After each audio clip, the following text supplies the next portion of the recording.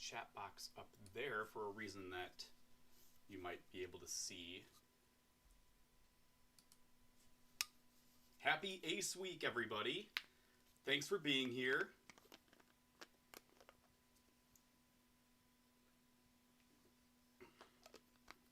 How's everybody's Ace Week going so far?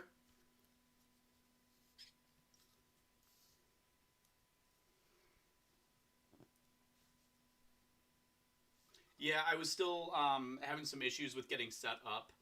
I had to, well, first off, if I'm being completely honest, I was running a little bit late with finishing my dinner, and I just didn't feel like starting stream eating dinner. So, because we do actually have something involving food a little bit later, so I'm gonna wait on that. But I had to get my food first, because I hadn't eaten. At school, my lunch is like at 10:30, so that was 9 hours ago almost. So I was in the mood for some grub.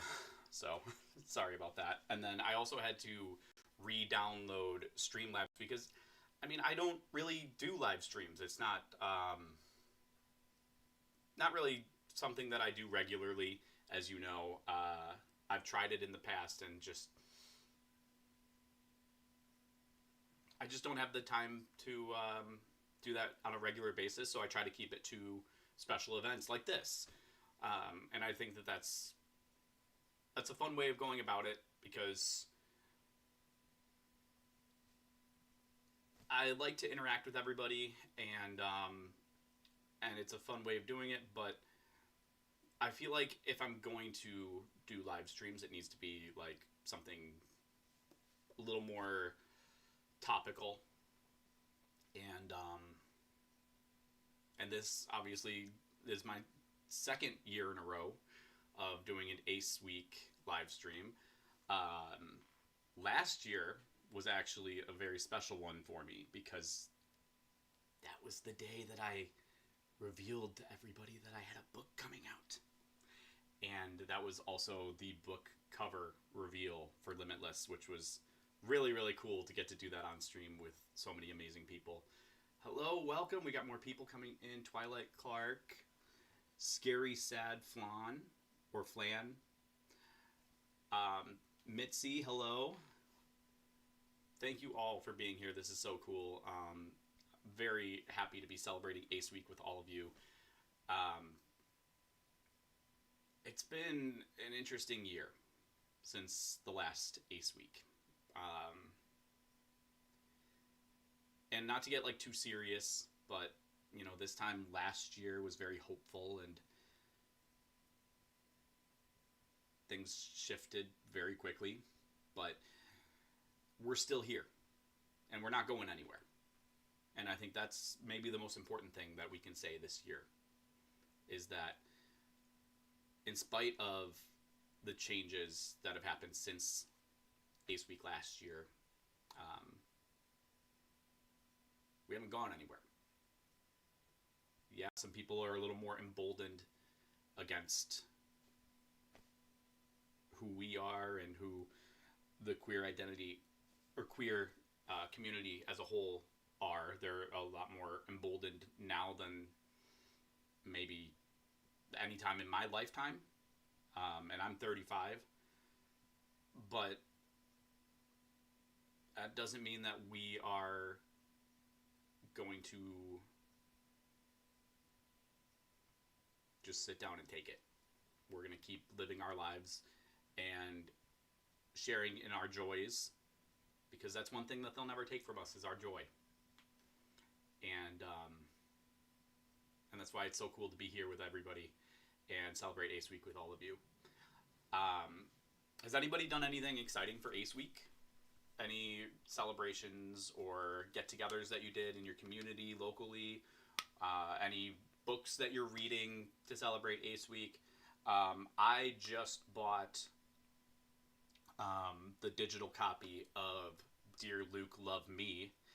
I haven't rewatched it yet, but you might know I did a video a while back that I actually found out they were showing it at a film festival near me in Beloit, Wisconsin, which is pretty close to the Illinois border. So I was able to go check that out in person, and I mean, I missed the first night. They showed it 2 nights. I was there for the second night, and you know, the cast and the crew were all not there by that point, but that's okay because I had an amazing time, and I did connect with one of the stars of the movie later on, and actually we've been mutuals now, so we've been able to connect a little bit, and it's a really amazing movie if you haven't seen it yet. I can't even put into words what it was like seeing that in person, being in a movie theater. No idea how many people there were ace, but just knowing for myself how affirming that felt to be in a crowded theater surrounded by a lot of people who at the very least were probably learning something new about asexuality, if not a lot of things, if not everything, that they hadn't known anything before. And I found a lot of similarities between my experiences and my story and what happened in the movie. So if you have not checked that out, Dear Luke, Love Me. It just dropped on Apple TV very recently. I want to say like on the 10th of October. Met with local ACE group on Sunday. Oh, that's awesome. That's awesome.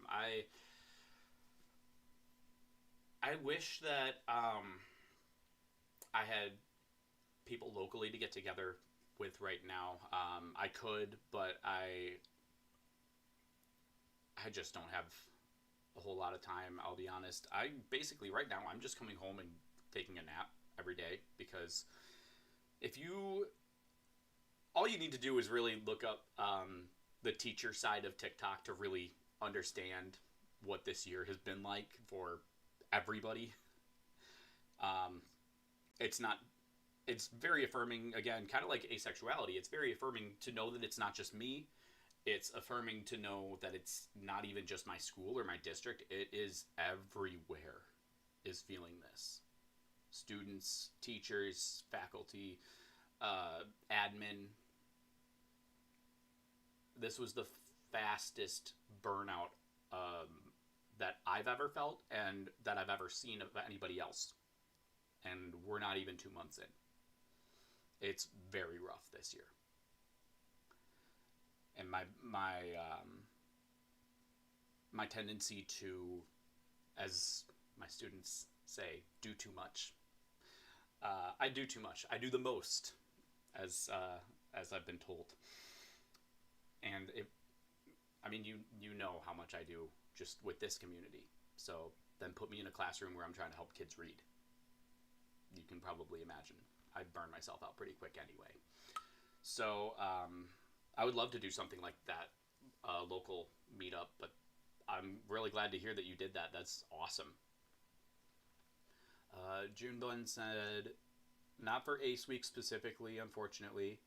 I don't live in an area with many queer-oriented events, but I do love Halloween and have been to multiple events with family already. Oh, that's fun.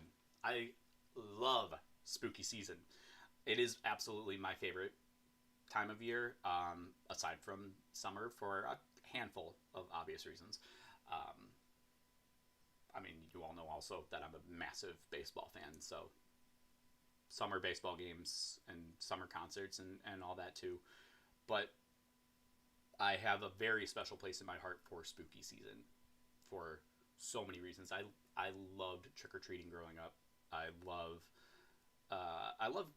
cosplay and going to Comic-Con, so like a literal holiday where everybody does that is amazing. Oh, no need to apologize, Junebug. You're fine.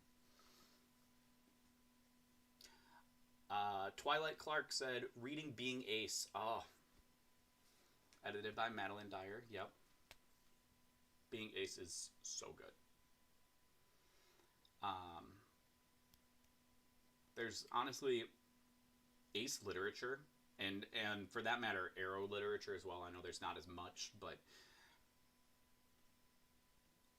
it is so awesome to see so many aspec authors over the last few years.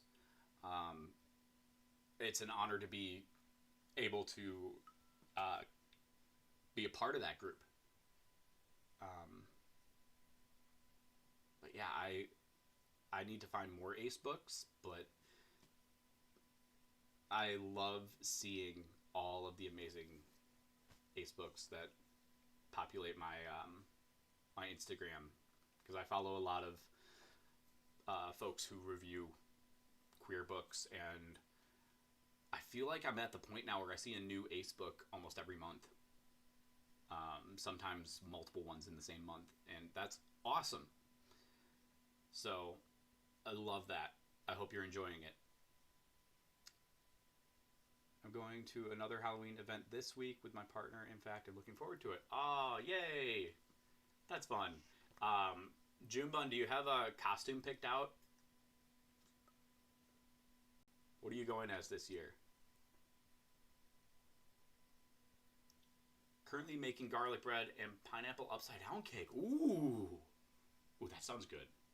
That sounds really, really good. One of the things I do have planned for this live stream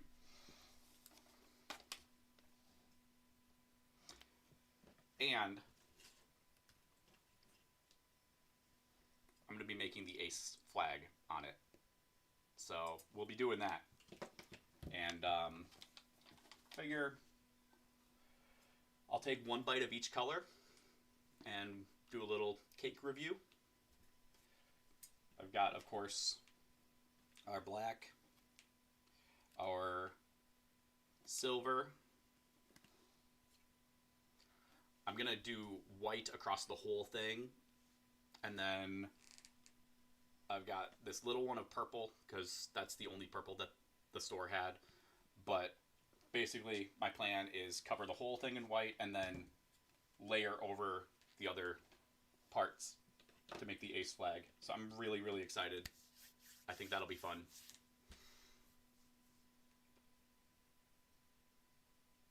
Happy Ace Week, everybody joining in. Wow, we have 17 viewers right now. That's awesome. I think that might be the highest I've ever had on a live stream. Granted, I don't do a whole lot of these, but that's awesome. Thank you so much for all being here. My favorite Arrow Ace book is Loveless, which is my favorite LGBTQ plus story, and I relate to Georgia War. I love Georgia. That book meant so much to me. Those of you that have read my book may know the name Kelly. Kelly was my girlfriend for 15 months. We started dating when I was 26, and I had like just turned 26 a few months earlier, and you know, that was still a very hard time for me because I didn't have the language of being ace or arrow for that matter, and she was absolutely incredible. And after we did eventually break up, usually only around in the summer, and it was March, and she's also a teacher, so also signs of summer are kind of exciting for both of us. So I sent her a picture of it, and thankfully she texted back real quick, and our friendship, sorry about that, our friendship rekindled, and it became an amazing, beautiful friendship. And when she was trying to understand asexuality and aromanticism, that was actually the book that I recommended that she read. And I think it really got our conversations so much deeper, because there's a lot, I mean, as a lot of you probably know, it's really hard to talk about what's inside your head when you're talking with an allosexual person who hasn't had those experiences. It can be very difficult to try to put it into words and to explain, because they're going to see it as like an absence, right? Whereas I don't think of it as an absence. I've never thought of it as an absence. I think of it as me. There's nothing else to it than that. How can there be an absence if this is the experience I've always known? So, thankfully, she never looked at me that way, and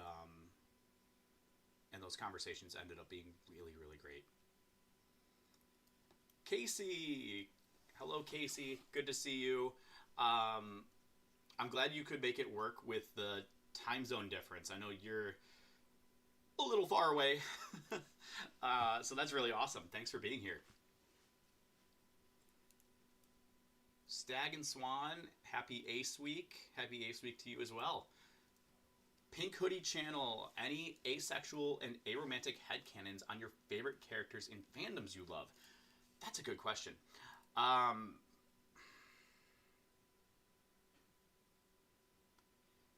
don't know how many people are familiar with anime, but there's an anime that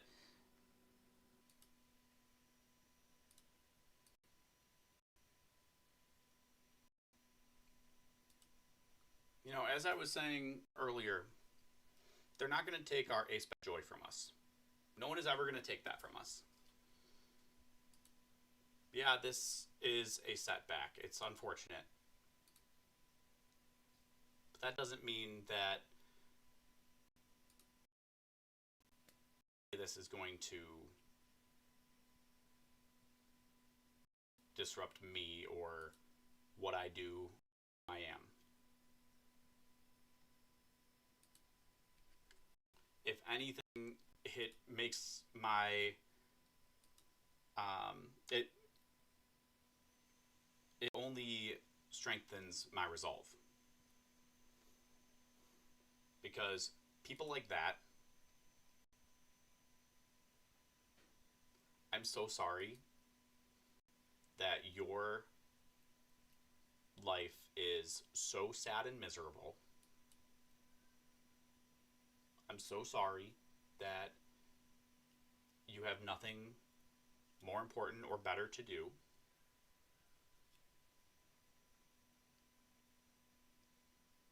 I don't know who hurt you. I don't know who filled your heart with such hate. But it doesn't have to be that way. You don't have to be this. Whoever you're trying to prove yourself to doesn't deserve it.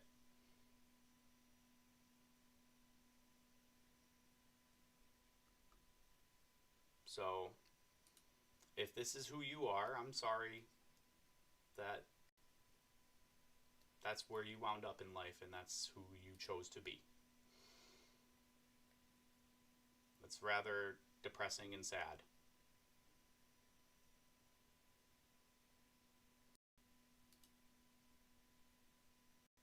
But that doesn't mean that I'm going to let you do that to me.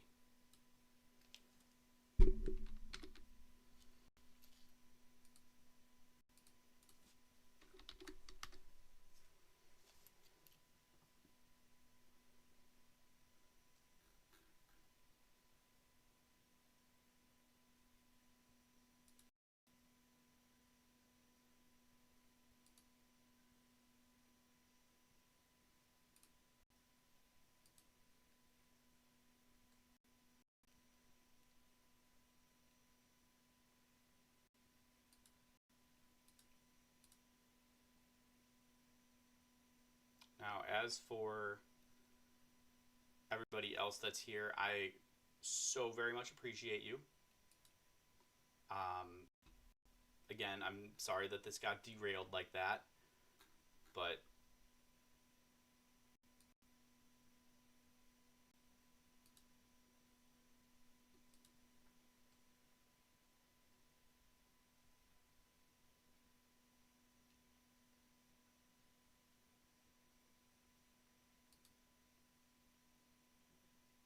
I am putting slow mode on though, so that it's 60 seconds between everybody's message, so you can't post between 60 seconds of your previous message.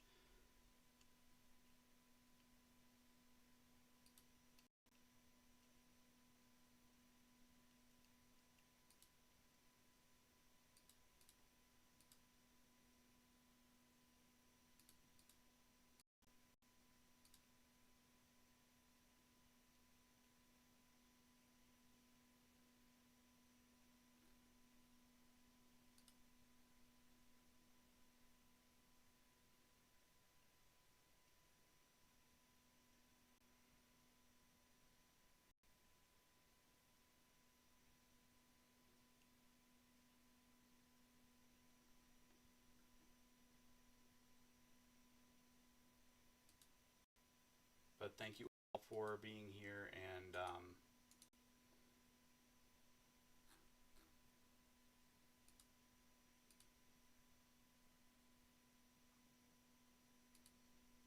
for sticking by me. I appreciate that. This community is incredible, and you all helped me believe in myself so much more than I ever could have. And it's been such an amazing, amazing past 2 years or so. I never could have imagined it. And this community is just awesome. So thank you.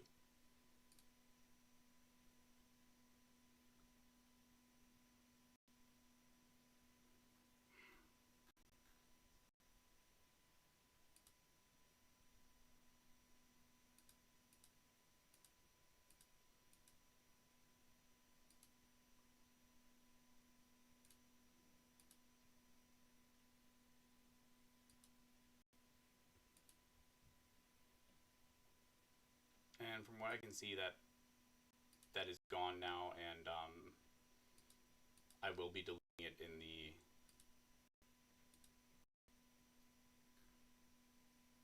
um,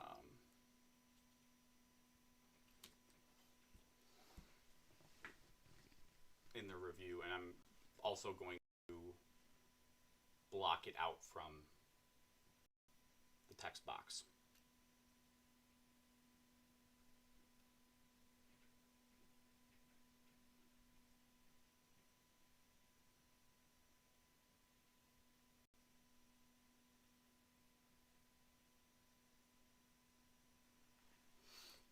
Well, I did have some things planned. Yes, Burning Sky. It is Ace Week. Ace Week is every year the last full week of October, starting on the Sunday through that Saturday. This year's is a little earlier than usual because of how the week of Halloween works out, with Halloween being on a Friday. But I do have slow mode on, just in the off chance that something happens again. Hopefully it does not. But here's hoping that I don't see. Well, as I said earlier, I did have something planned that I wanted to do. I think what I'm going to do is I'm going to save the memes for a video for later this week and just do some reaction to some of my favorite Ace memes. I only got sent one from a friend, but I had a whole bunch others saved up. So that just means for me that I know no one was like, oh, I am so disappointed that he's not showing it right now. Because what I'm going to do instead is we're going to decorate our ace cake.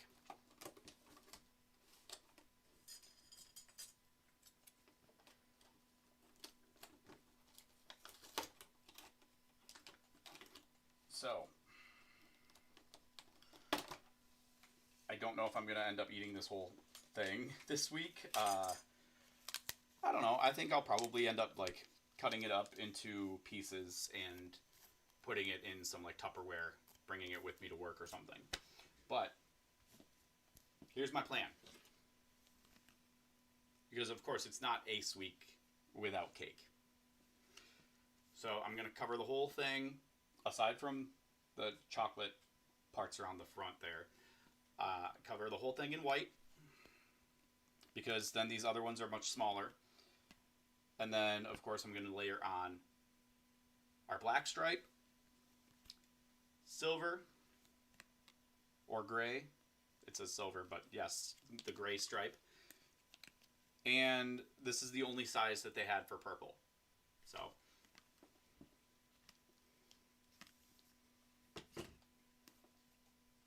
can we get some cake emotes in the chat? I see a cupcake. I see a couple cake slices. Yes, we love cake.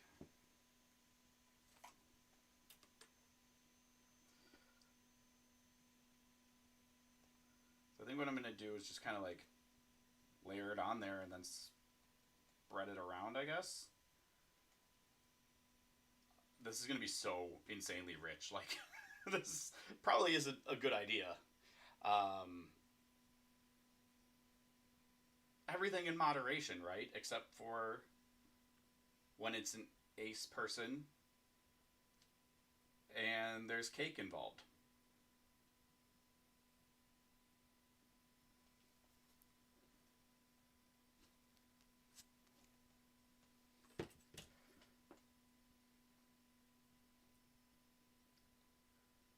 Spread that part around.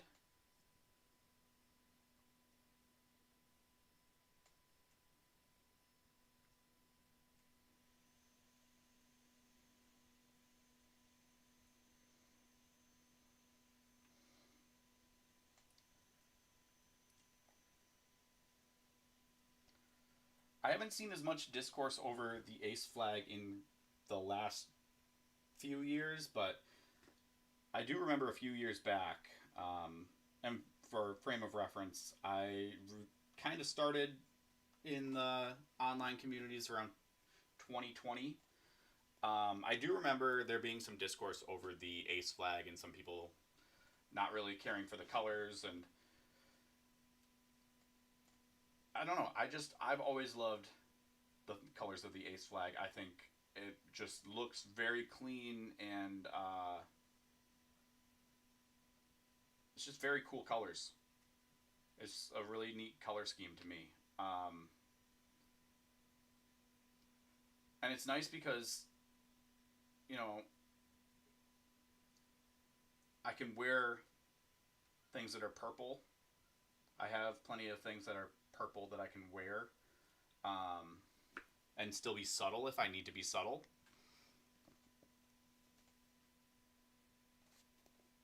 Ooh, carrot cake sounds good. Recently discovered I was ace last month, and this month discovered I was arrow as well and non-binary. Wow. Good for you. That's amazing.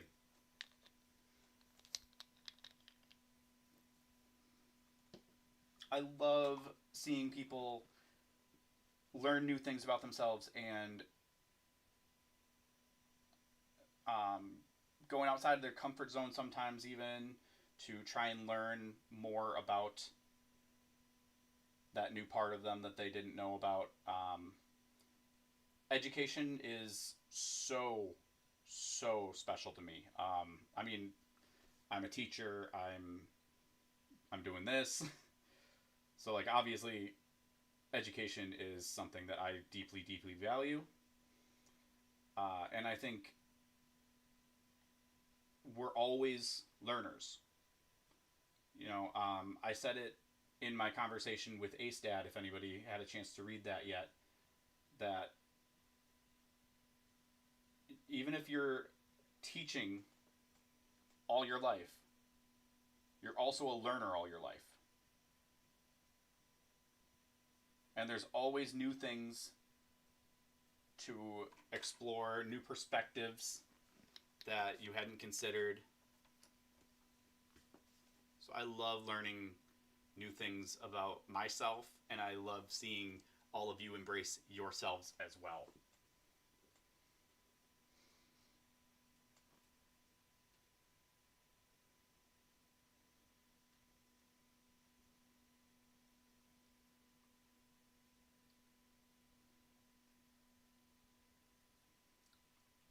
What's everybody's favorite kind of cake, if you have a favorite kind?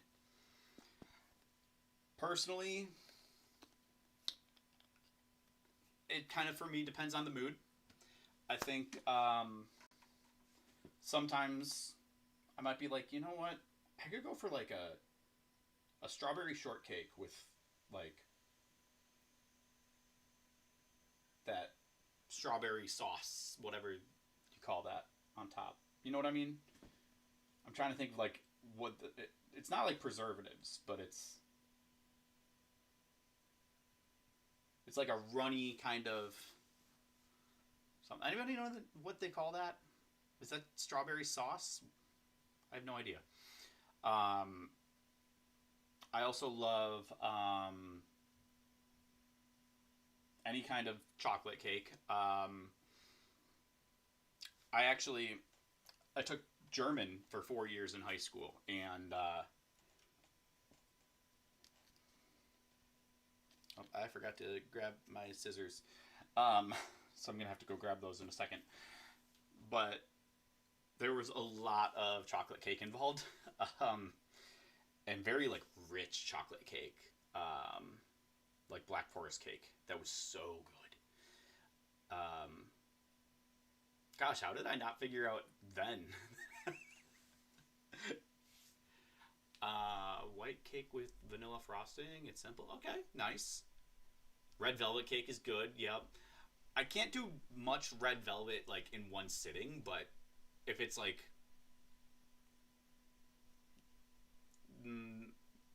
if I keep it like a rarity, like a special occasion kind of thing, red velvet is awesome. I remember a few months back, I think it was Jimmy John's had like a red velvet cookie, and it was amazing. It was so good. If you didn't get a chance to try that, so good. Rainbow, that sounds amazing.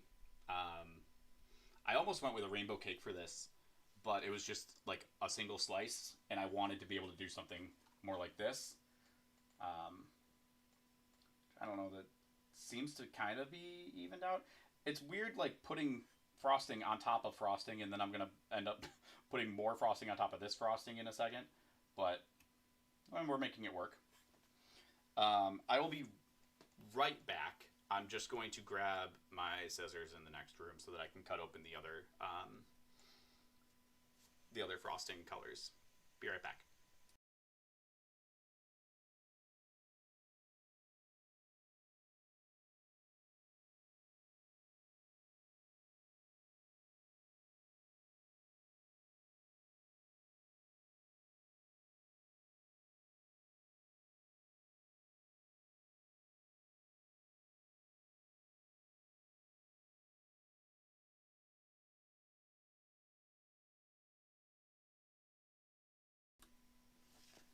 All right. Did I reach level 70 after the Pokemon Go level update? I did. I did reach level 70. Working my way up to level 71. I have enough platinum badges and XP to get me to, I think it was level 76 is where I'm going to be for now.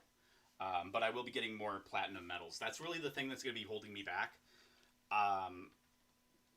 I'll have enough XP by the time that I finish the platinum medals to reach level 80. So it'll just be literally a matter of getting all of that taken care of.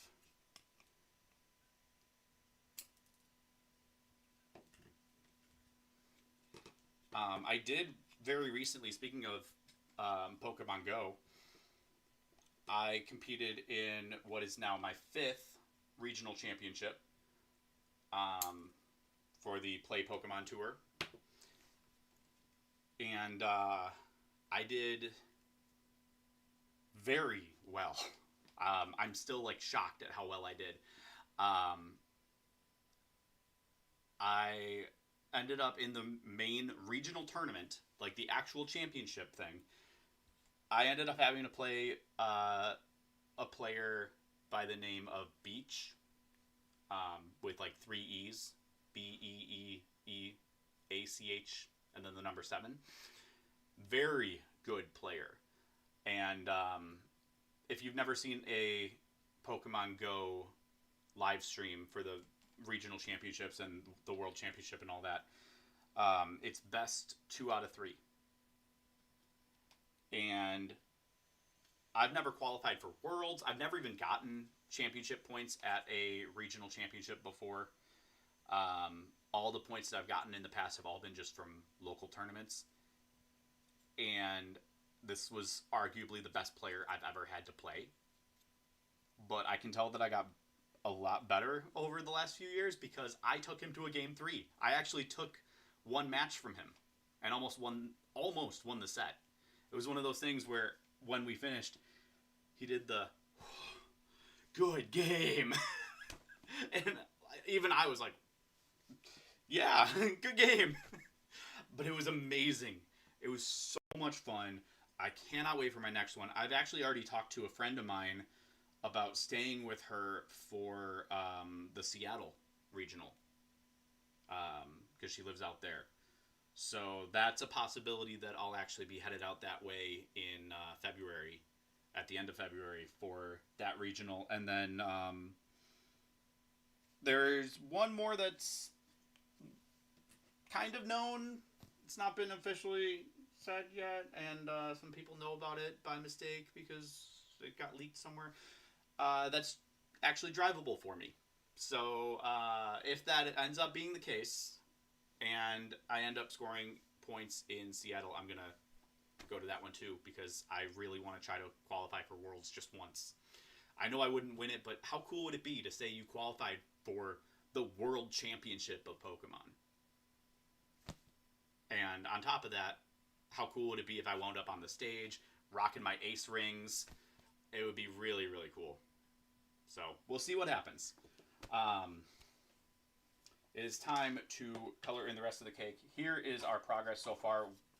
I know it's kind of smeared a little bit. It's not perfect, but, you know, also I'm not a chef. I'm, you know, if anything, I'm more like, oh, what's his name? I'm definitely not Carmy. If you've ever watched The Bear, I'm not Carmy. I'm his cousin. I can't think of his name now, but you know, when it comes to actually preparing food, I'm not that dude. But I definitely know my food. I definitely enjoy eating my food. All right. So let's get started with the top row. I'm going to get this black icing on there.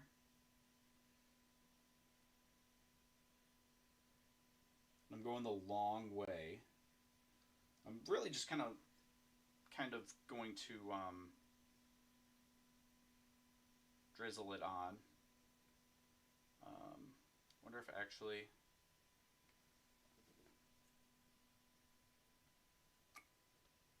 I'm gonna snip it a little higher. There we go. So we can get more out at a time, and I'll do that with the other ones in a second as well. There we go. That's the ticket. Are you seeing that? Oh, that looks good. That's how we do it. That's how we do it in Ace Week. That's how we do it in Patrick Bex's live stream. Decorating a delicious Ace Week cake.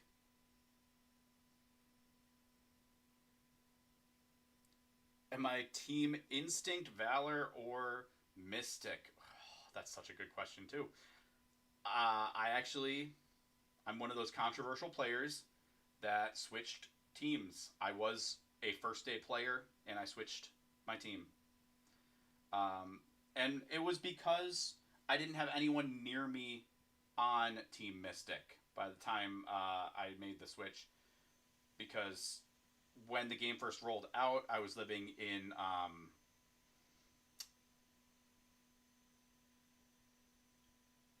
I was living closer to Milwaukee at the time.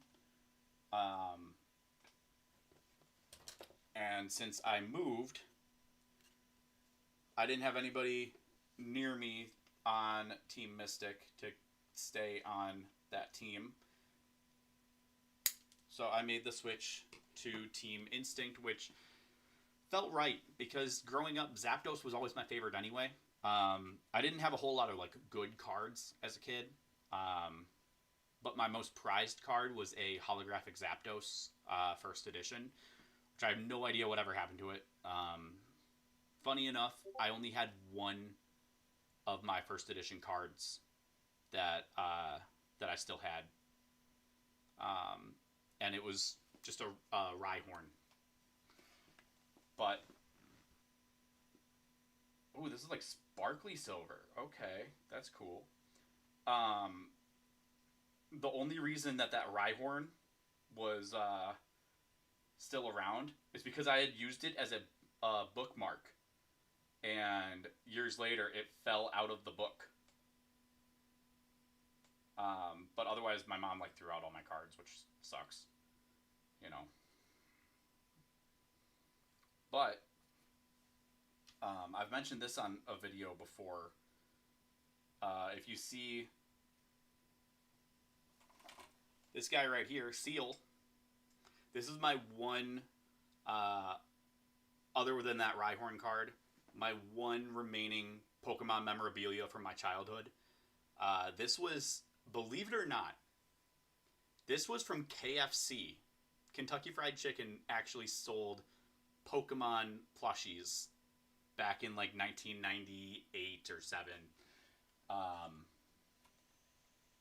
And it was really, the choices that they had were really weird. They were really weird choices. Because this was at a time where Pikachu was not like fully the mascot yet. Like it was pretty much a foregone conclusion. But like everywhere was trying to figure out what the mascot was going to be for Pokemon. And so KFC had Vulpix, Zubat, Seal, and Dratini plushies. There was no Bulbasaur, no Charmander, no Squirtle, no Pikachu. But that is the Seal from KFC that I still have. It's so odd. But I still have it. And there's a very like meaningful story behind it too, that I don't really need to get into, but the long and short of it is Seal is definitely always going to be near the top favorites for me because of that. Yeah, of all places. Right. The thing is, like, everywhere back then was doing something Pokemon. Oddly enough, I don't really remember McDonald's getting in on it, but Burger King did a lot. Actually, Burger King had some controversy involving theirs because they had these, like, Pokeballs that they had to recall because your plushie or keychain or whatever it was that you got, because they had like a whole huge line of different Pokemon that they did, and they were different toys, but it would come in this plastic Pokeball that came apart, into two separate pieces, and they had to recall them because they were a suffocation hazard. I should probably not have said that on a live stream, but it was, kids were putting it over their mouths, and so they had to do a huge recall. So it was literally, if you brought back the Pokeball, they would give you a coupon for like free fries or something. It was, the 90s were kind of weird. Those of you that weren't there, just so you know, the 90s were kind of weird.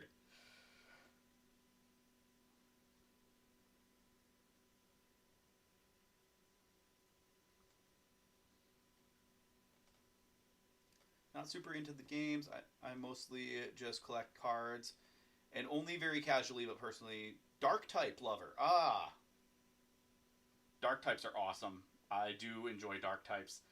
I don't really know what my favorite type necessarily is, because there's definitely different Pokemon that I really like in just about every typing.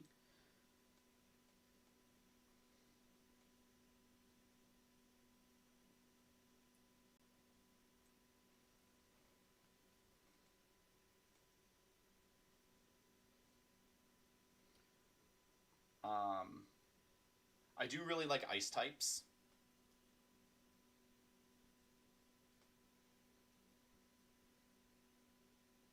Dan, you still have the Burger King Pokeball? Oh no. Oh no. I always, you know what I really wanted was, I never got one of those fake gold plated cards that came in the other Pokeball that they did. Yeah. Yeah, the 90s were really strange times. Um, but I found this at a card shop not long ago, and it was very, very meaningful for me. This is the promo card of Mewtwo from the first movie that you got when you went to go see the movie. Um, card shop had it for like $4 or something like that, or I think it was $10. Worth it, because I didn't get the card when I went to go see the movie. I went for a friend's birthday, and when we all got there, they were sold out. The cards were all gone. And you can, I don't know if you can see very well or not, but up here, it actually has, oh, there, I can kind of see it's like shining there. It says Kids WB presents Pokemon the first movie. So it's actually like on the card. And then there's the promo part. So finding that was super, super cool. It's not graded or anything. I don't know if I'm even going to bother sending it in for grading. But that might be the coolest card I've ever found anywhere, just because I wanted it so bad when I was a kid. Like, I feel like everybody has that one thing that when they're a kid they really want it, and then if they do happen to luck into finding it just in the wild, I know, Pokemon in the wild, funny. But if you do end up finding it in the wild and you're able to get it, like, at $10, if that's my thing, that's pretty awesome. All right. Our cake is done. We get a drum roll in the chat for the reveal. What do we think? How'd it turn out?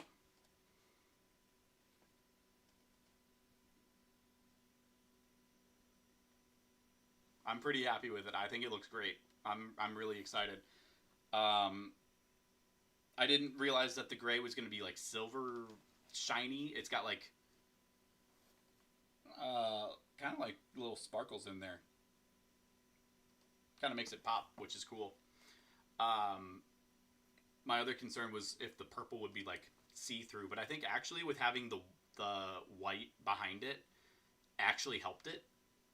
So I don't know. I think it looks pretty good. I am pretty proud of this.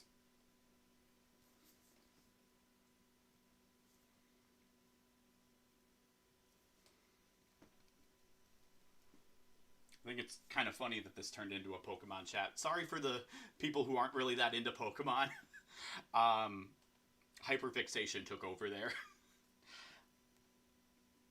But which stripe should I taste first? That's the question. They all look really, really good. In fact, I need to take a picture.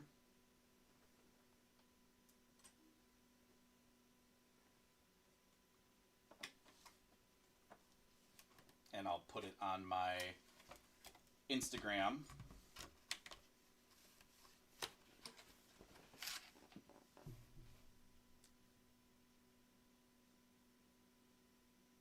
Oh, it looks so good. Which stripe should I try first?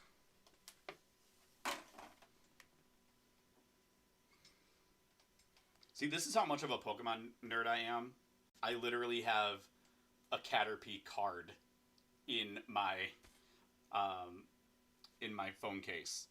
Don't worry, those of you that are like, oh my gosh, what's he doing with a first edition like that? No. It's the 2016 reprints. So no worries.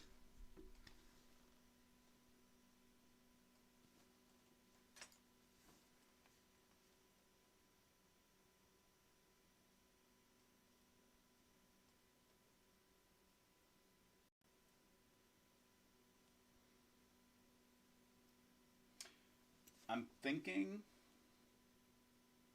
because all the slices are going to have some of the white frosting in them anyway, I'm thinking first we try the white frosting. And I'm just going to do like a little sliver of each. I'm even going to go to the inside just to do like a little.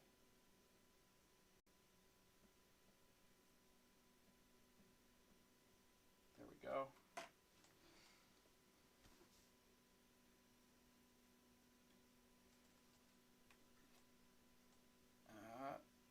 It's not working very well. There we go.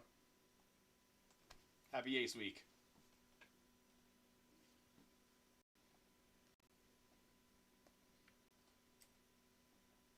Oh, that's good. That's really rich. I'm so glad I have water.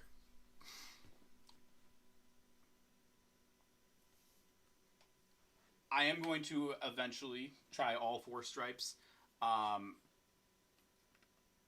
I wanted to do one at a time.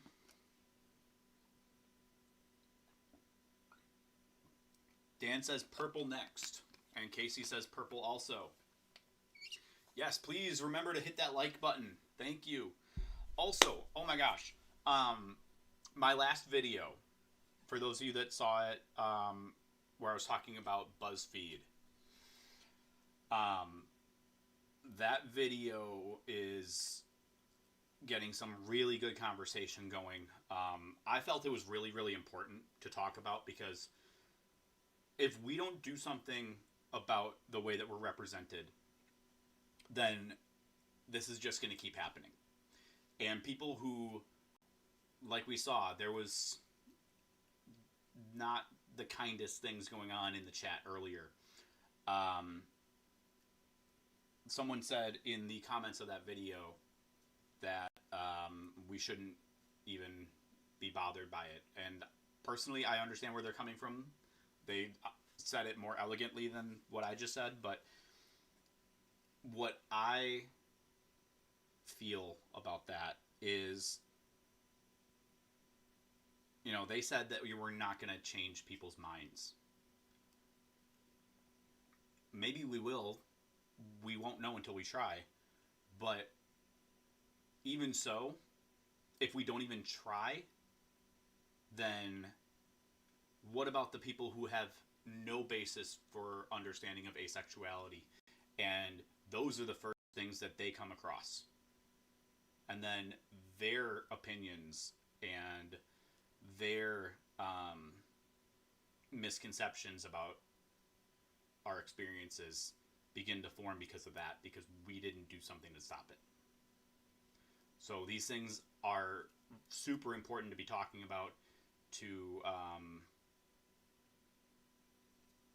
just help the media understand, like, we're the ones that you should be asking. Like that first article that I talked about in that video, if it had just been that, like I said, would have been great. Because it was a first person situation, and if you're asking an ace person about ace experiences, you're going to get a much more authentic answer. Whereas, that second article was from the perspective of the mother of an ace person, and it was very much about how she felt that she was missing out. Not even as much about how her daughter, in her eyes, was missing out, but how she felt she was missing out. Not being a grandmother, not seeing her daughter get married and fall in love. So these things need to be talked about. And I'm not somebody that like worries about like how many subscribers and views and stuff I have. But that video in particular is doing very, very well. I didn't even expect it to. I never really do. I never really know what to expect. But I did learn something that is a new feature on YouTube, if you're not familiar, called hyping. There's a hype button now if you use the mobile app. And basically what you do, you get 3 free hypes. You can hype 3 videos or the same video 3 times, however you want to do it, over the course of a week. And it works only on videos that are less than 7 days old, which this one that I'm talking about is. And the account has to have less than 500,000 subscribers, which I definitely have less than 500,000. So you'd be able to hype that if you would be willing to. And YouTube actually posts the top 100 videos, the like ranked top 100 hyped videos get a lot of exposure, and the algorithm really forcefully pushes it out. So that would get a lot of eyeballs on this whole discussion. So the way it works is if you go onto the YouTube app on your phone, and then when you get to the video, and I'll kind of just do it on another video on my phone here.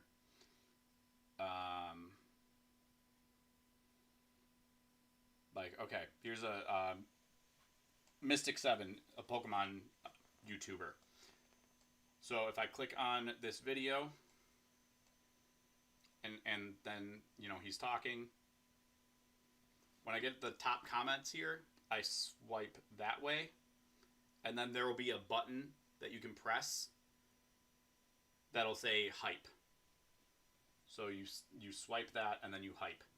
And as I said, you get 3 per week.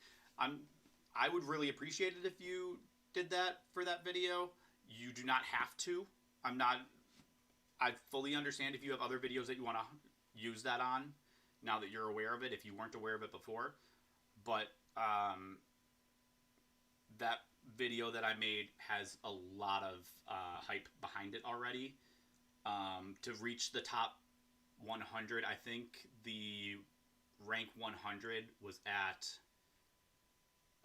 291,000 hype points, and each of the 3 times that I hyped the video, it got 1,700 or 2,000 points, something like that, and it was already at about 30,000 hype points. So if people were willing to do that, that would really, really help to push that video out. I'm an only child who is ace and the only male left to carry the family name. The pressure is immense. I am who I am. It's my life, not anyone else's. Yeah. Yeah, Dan, I'm not the only child, but I'm the only boy. And I feel that. I really, really feel that. I'm the youngest, and I'm also the only one without kids. And it's going to stay that way.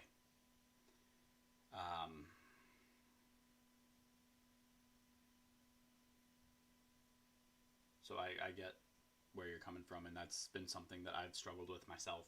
You're not alone. You are not alone in that. But at the end of the day, it's what makes you happy that matters. And if you choose other routes, if that is something that you end up wanting to do at some point, nothing wrong with that. If you choose to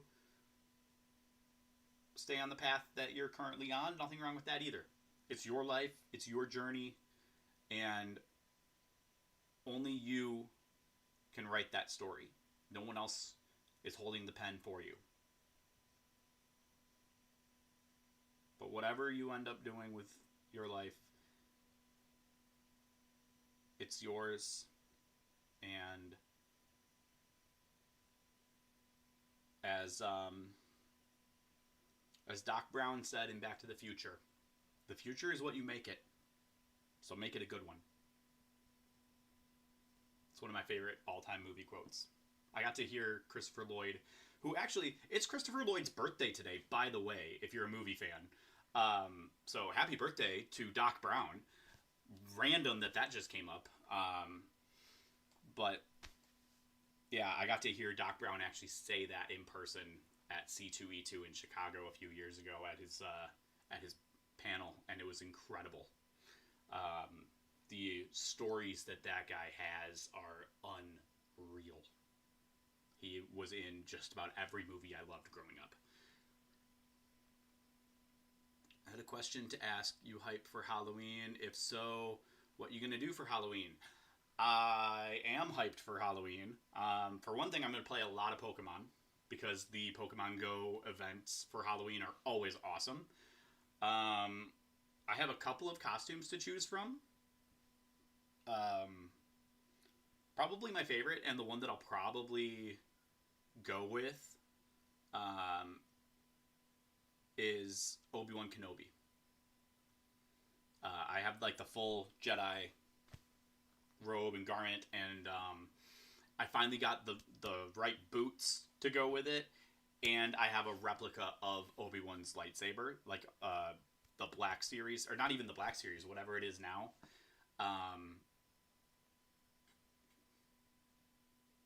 Yes, yesterday was Back to the Future Day. I actually saw an amazing video this morning, I think it was, with Michael J. Fox, and I did not know that his foundation had raised $2.5 billion for Parkinson's research. That is beautiful. I know that his foundation's been around for a long time, but that gives me a lot of just genuine hope for people to hear stuff like that. I have a foundation that I always support. It's not much. I donate $10 a month, but I've been doing it for like 8 years now. So probably by now close to $1,000 that I've donated. Called the Dear Jack Foundation. If you were an emo kid, you probably know the name Andrew McMahon of Jack's Mannequin, Something Corporate, Andrew McMahon in the Wilderness. He is a leukemia survivor. He was diagnosed,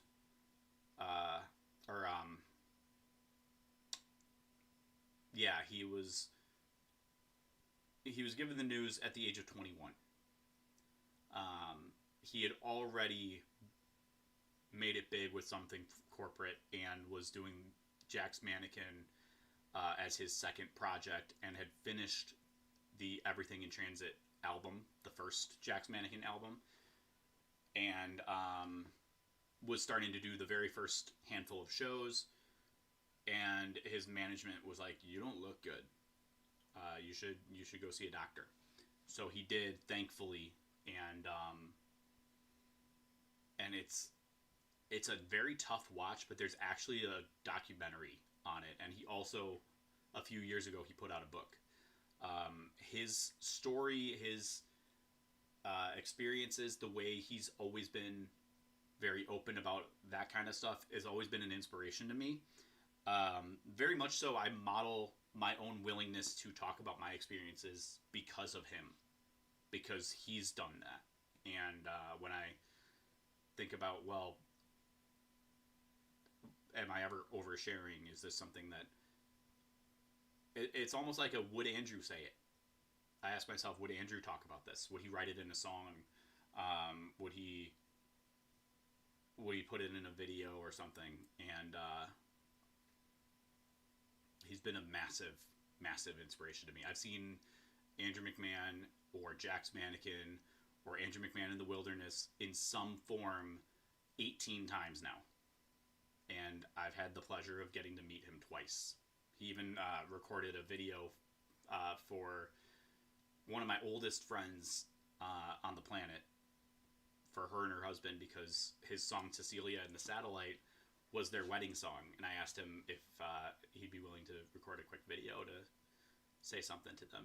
And he was very generous and very kind to do it. So, yet again, the hyperfixation.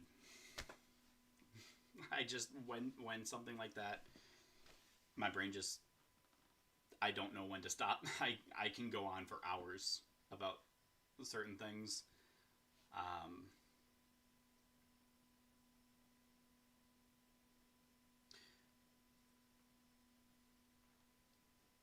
So Casey said, it sucks that your book wasn't at the recent Pride Festival I went to, Arrow Ace Erasure. Yeah, I saw your post about that. Very cool that they had Cody's book, though. Ace Dad Advice is not just an amazing author and content creator, but an amazing friend. And it's very cool to see someone who has so much care in their heart.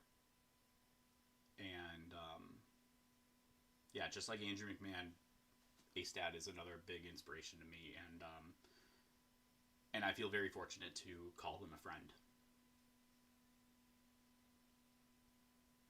I have the fear of oversharing as well, especially since I'm neurodivergent and rather prone to it. Yeah, I feel that too. As you know, I debated for a long time when I got my ADHD diagnosis if I would share that,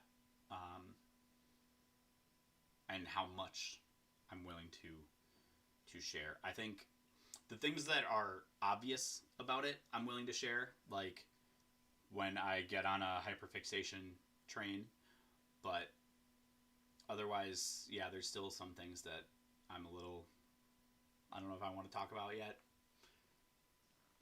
I'm Arrow Ace, but I also enjoy romance in stories, TV shows, movies, and even fanfics. I also like shipping and shipping characters, but also OC and canon ships as well.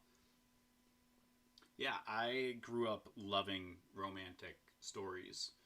I grew up watching all kinds of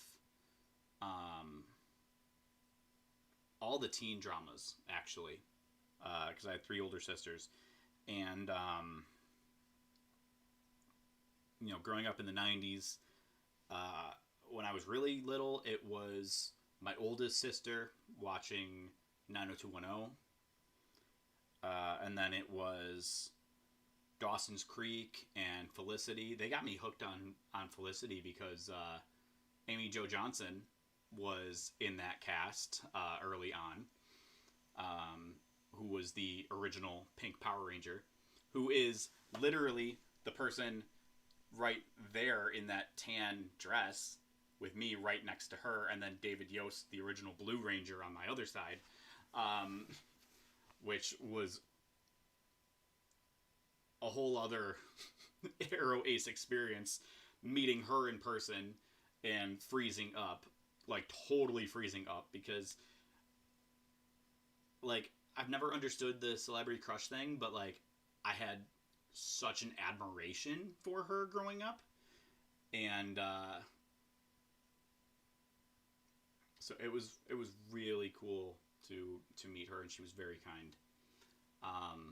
But yeah, that was another show that I grew up watching was Felicity, and then it became One Tree Hill, Gilmore Girls,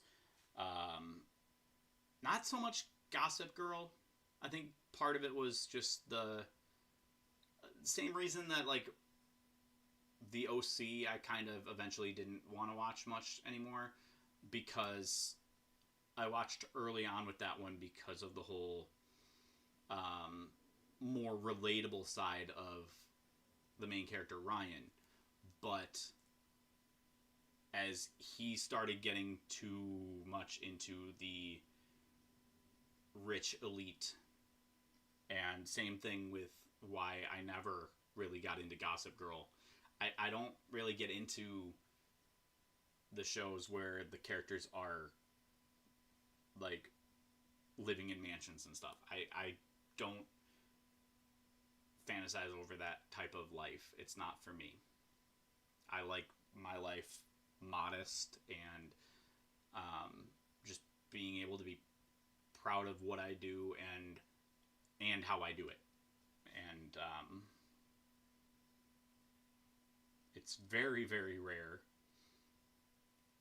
that there's not something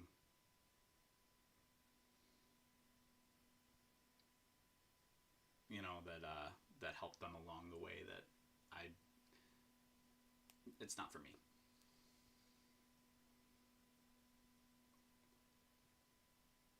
Happy Ace Week, Panda. Happy Ace Week, Luca. Welcome in. Thanks for being here. So we did decorate this amazing cake, and actually I'm going to do slice number 2 here real quick. People have been asking about the purple stripe, so I'm going to try that next. The white stripe was really, really good. As it should be, because White Stripes is also a great band. Sorry, I had to say it.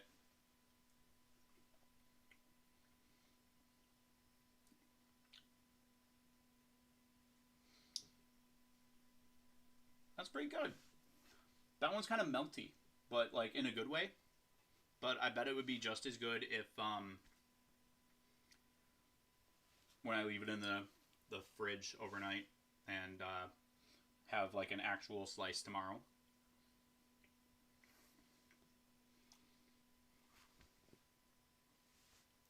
"98% scatterbug." That's awesome. Tundra scatterbug. I actually just got a scatterbug plushie at regionals. I had a choice of like Flareon, Jolteon, Vulpix. And I was like, I'm going to go scatterbug. Because it's funny. Because everybody else is going to go for the other ones. I'm working my way up to the black stripe. It'll be gray next, and then black.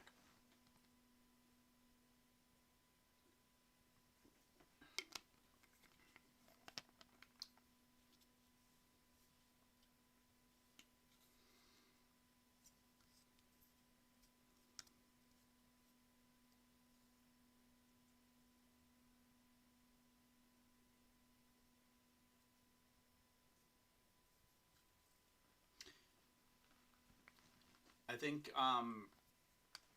when this video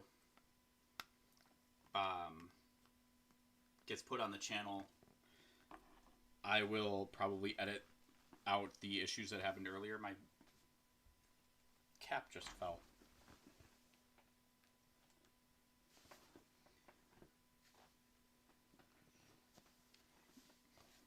You know the little like ring thing that goes inside here? It just fell out. The little like rubber thing, and now it like perfectly blends in with the carpet, so I can't see it. How unfortunate. I'll find it later.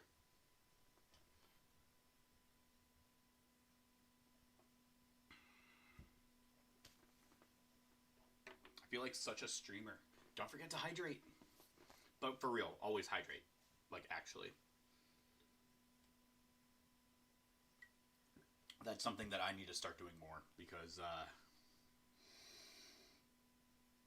I definitely need to cut back on my caffeine intake lately. I don't know where that thing landed. Alright, I think we're ready for the gray stripe now.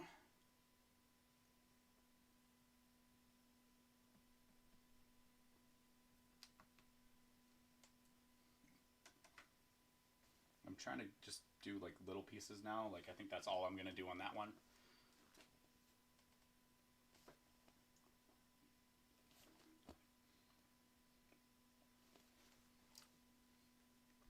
Very good. That's very good.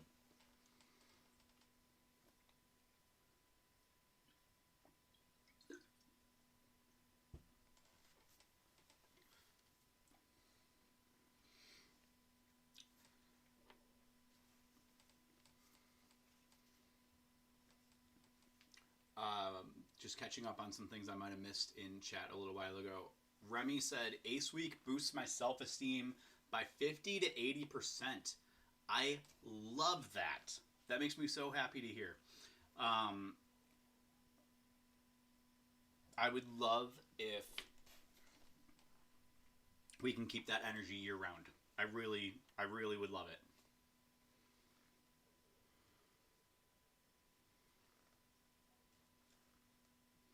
Speaking of Ace books, I'm a big fan of The Invisible Orientation by Julie Sandra Decker. Yeah, I haven't had a chance to read it yet myself, but I'm quite familiar. Highly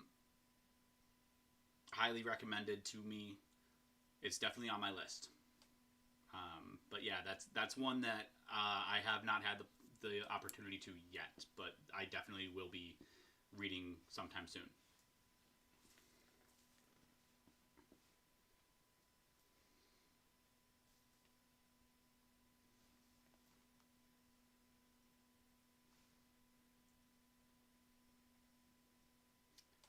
Ooh, do I love coffee? If so, what's my favorite type of coffee? Mocha is very good. I will say 8 months out of the year, mocha is my go-to. Because right now we are in pumpkin spice season, and I have to admit I'm a pumpkin spice person. And I'm also a peppermint mocha person. I mean, it's still a mocha, but I gotta have that peppermint in the wintertime. It feels natural, it feels right. I've been hearing that is it lavender is supposed to be like the spring one now. Can't say I've had that before, but it sounds decent. I'll try it.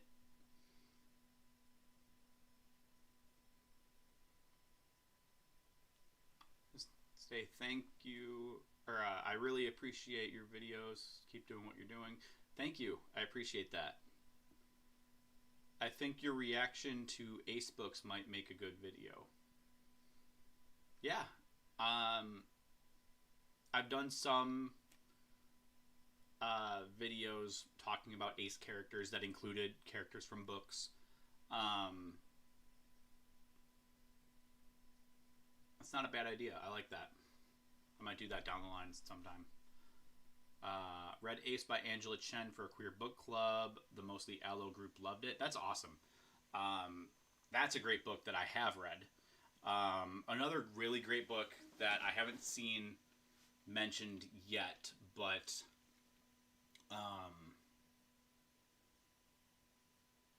Sharonda J. Brown's book. If I can... It's a long name, so I need a second to remember it. Refusing Compulsory Sexuality. A black asexual lens on our sex-obsessed culture. If I'm remembering right, I think that's the full title. That is an incredible book. That is an absolutely incredible book if you've never read it. And I think it's super important to not just read queer books, but read queer books of color. Because I got so much out of that experience, and yeah, that was a really eye-opening experience reading that.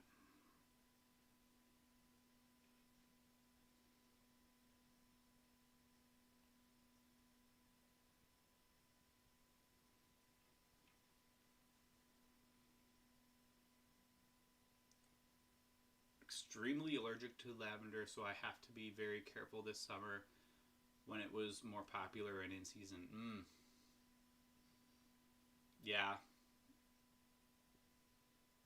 Thankfully, I only have one allergy myself that I know of. And it won't be found in coffee, so I don't have to worry about that, thankfully.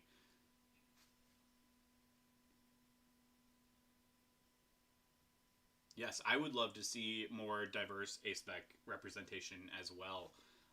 More characters who are Aspec, Aro Ace, Alloromantic and Ace, Aro and Allosexual, and all the ones that fall on the spectrum. There are so many different people, and we need more characters to represent. I completely agree. Very well said. I absolutely agree with that.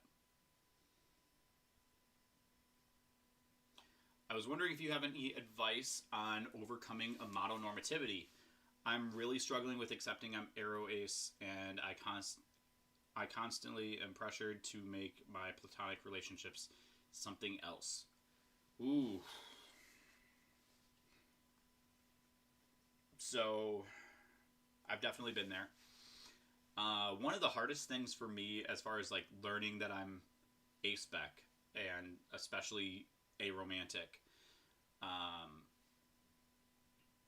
was I had a really hard time differentiating romantic feelings and like probably queer platonic feelings, um, because for me that was the most serious I felt about a person.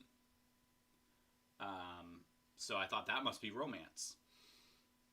So it was really hard for me to understand that. But I think the best thing that I could say as far as overcoming amatonormativity and really all aspects of chrononormativity, you don't have to use a label for your relationships if you don't want to. If something doesn't feel right to label it something, whether that be a friendship or a romance or whatever the case may be, you don't have to. If you want something akin to like a queer platonic relationship, maybe, for instance, even that, you don't have to put a label to it. I think the most important thing is communicate with whoever you're in whatever kind of relationship with, what you want that relationship to look like, and listen to what they want that relationship to look like. And personally, if you're not comfortable with having a label, you can even be upfront about that. If it were me and I was in that situation, I probably would say, like, I don't really want to label this, but these are the aspects that I want this to involve, and I would like to know your thoughts on that, if that's something that you're comfortable with, and if there's anything that you're looking for out of this, and then you listen to them and have that open conversation and regularly check in. Like, I think that part gets skipped over a lot in conversation, but like, you need to continue that conversation, and make sure that you're remaining on the same page. And if things do change, then you need to have that conversation. But open communication is absolutely key. That's far more important than putting a label to whatever your relationship is communication, and it's trust.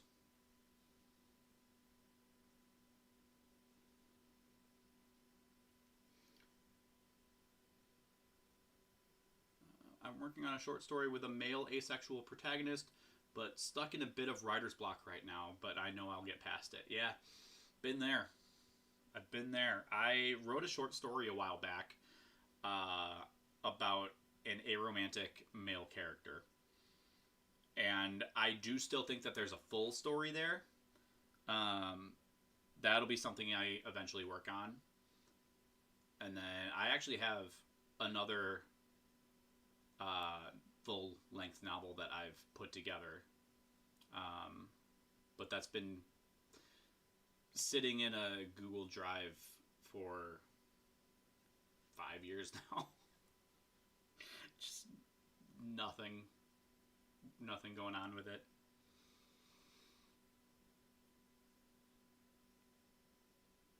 I mix up between different attractions a lot as well. Being neurodivergent, autistic, and ADHD makes it all the more difficult for me. Yeah. I think that's part of why it was hard for me too, was the ADHD. And for me, it's not just things like Pokemon and music and sports that I hyperfixate on, right? It can also be people.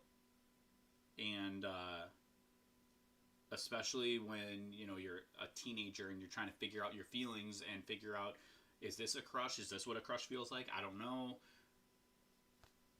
When you have ADHD that's undiagnosed and not even, no one even thought to look into it if I had ADHD. It was never even something that came up in my family or in... No teacher mentioned it either. It just wasn't even thought about as a possibility. So, looking back, I think I did have some level of hyperfixation on certain people. That was part of the queer platonic attraction that I was feeling for them, and it made me feel like I might be having a crush on one of my closest friends, even though that's not at all what was happening. Which made it really hard for me because at that point then, I was always scared of ruining that friendship. I did one time in my senior year of high school tell somebody how I thought I felt about them, and I'm not kidding, ruined. That friendship fell apart, and it's not so much like I blame myself, because I thought I felt something and I felt the need to get it out, and was it the right call? I don't know. To this day, I don't really know if I could say that it was or wasn't. But I will say that after a few weeks, or at least a few months had gone by after the fallout of that, I understood that those feelings were no longer there. And it's because I saw how she reacted and how things got real ugly real fast.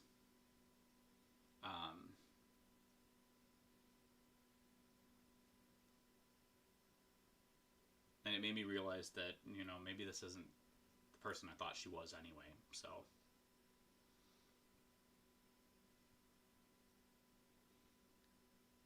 Yeah, that's well said, Dan. As aces, we're hyper-aware of the split attraction model, but somehow still have trouble putting things into boxes and figuring out where they fit. Absolutely. I agree with that 100%. 100%.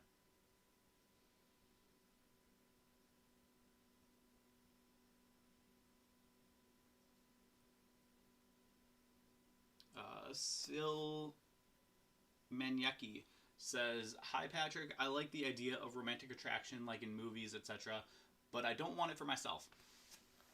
Also relatable.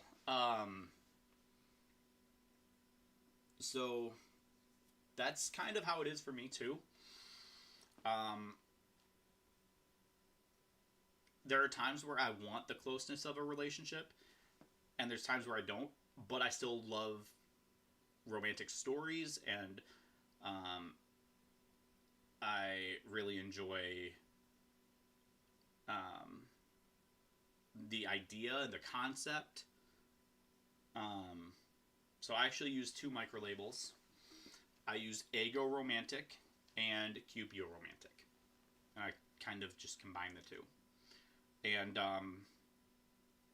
maybe with a hint of like aeroflux, because there are times where I'm like, I might be able to feel something, but I think sometimes that's more like wishful thinking than it is actually attraction fluctuating.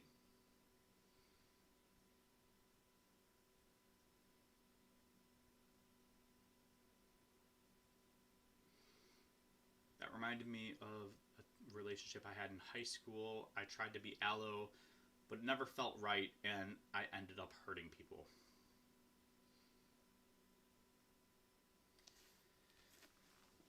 Yeah, I've been there too.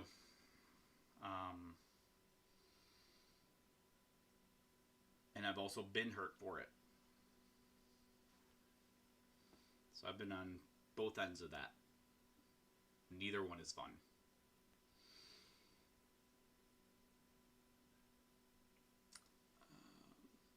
Let's see. When I finally came out as Arrow, it was my current partner. I was afraid from my past experiences and common misconceptions about the A spectrum, how they would react. Thankfully, they were very understanding, and we are still together. I am personally, when it comes to IRL relationships, more romance favorable, though I do have a complicated relationship with love.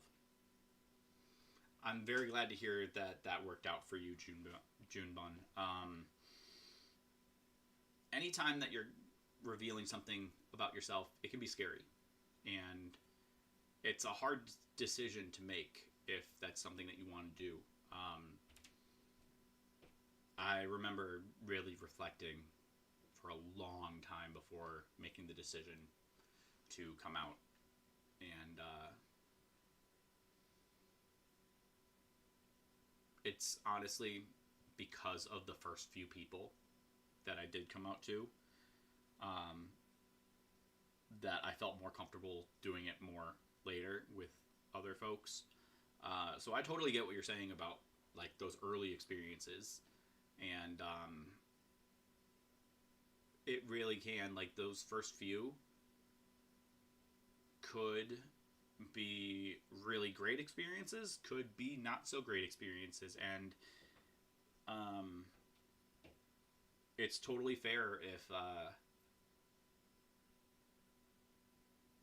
if based on those experiences, if it's harder to be willing to come out later.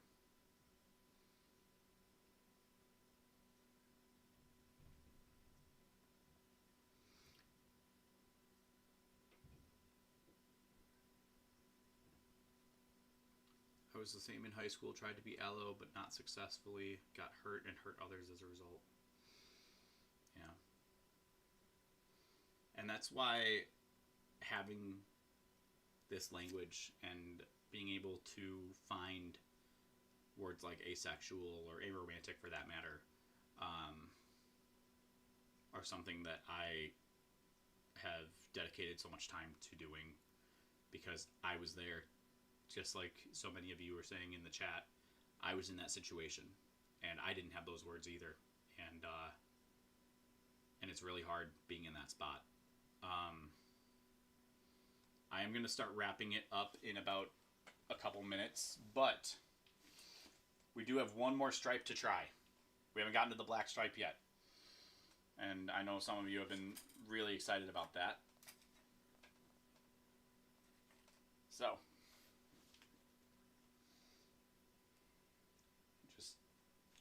just going to cut it out with the fork here.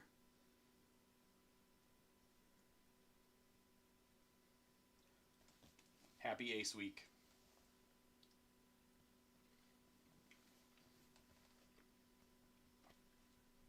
That is super chocolatey. Oh my goodness, that's good.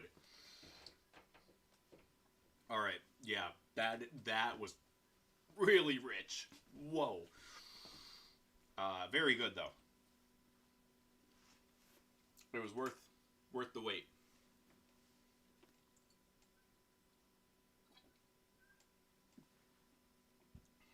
I want to thank everybody that was here. Thank you for your patience with everything that was going on earlier. Thank you for all of your support and all of your kind words. Thank you for being here as not just, I feel like there's probably chocolate frosting all over my mouth now. Thank you for all of your support. I cannot thank you all enough. What was the tastiest stripe? Ooh, that is a loaded question. They all had their own special qualities that were very delicious. I will say the purple and the gray were a little like runny, but not necessarily in a bad way. The black stripe was super, super rich. And the white stripe was just kind of like this very mellow, like...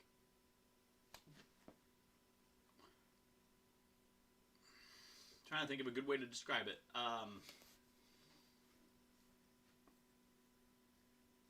The white stripe wasn't necessarily one thing or another. It was just, oh, that's a really good slice of cake. So they all had their own kind of thing going on. It was really good.